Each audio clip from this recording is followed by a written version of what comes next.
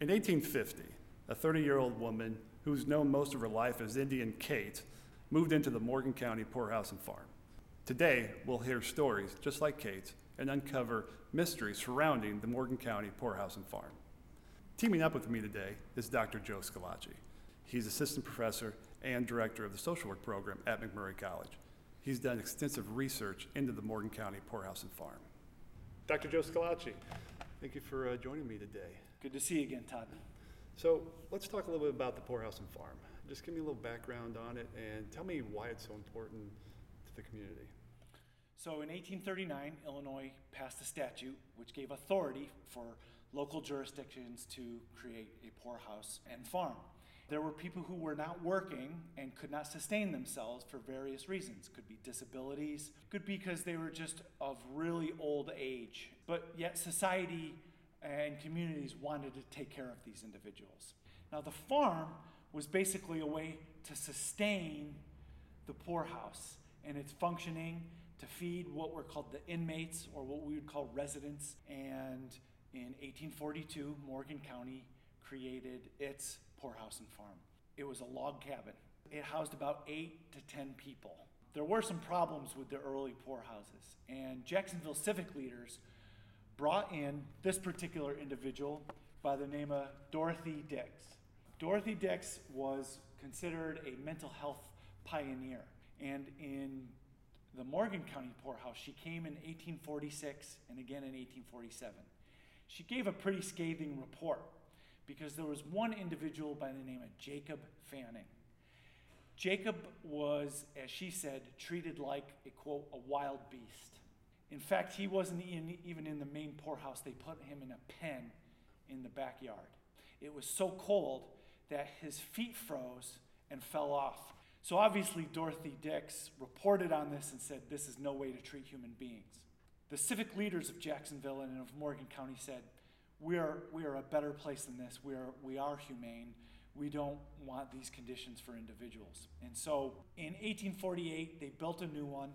It was about 3 blocks away here from MacMurray College. As the city of Jacksonville began to grow, it became more valuable property.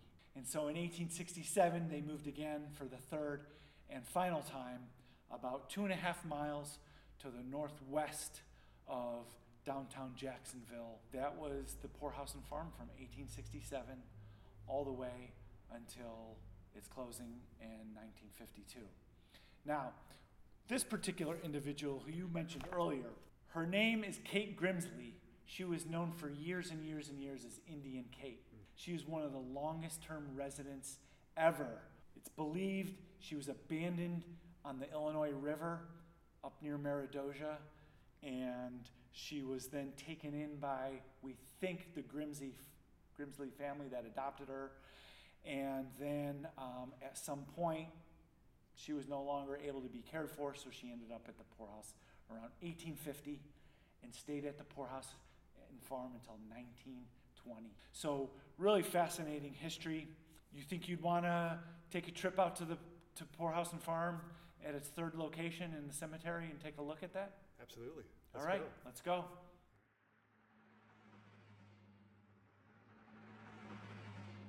So the Poorhouse and Farm is actually a little bit outside of Jacksonville. Yeah, so this was considered about 2.5 miles to the northwest of the downtown section of Jacksonville.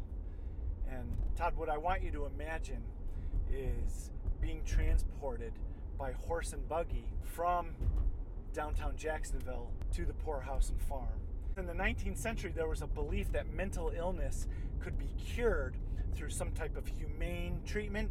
Often when we look back at it, some of it was quite inhumane. But those deemed incurable, there was nothing anyone could do for them. And because they were incurable, the Poorhouse and Farm were the better institution to handle them.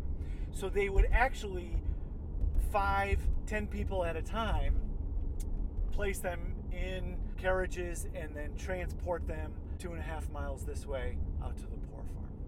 Pretty incredible to think about what would be going on in their mind. Maybe hope, maybe fear of the unknown. Really pretty fascinating. Joe, so you brought me out to this field. Where exactly are we?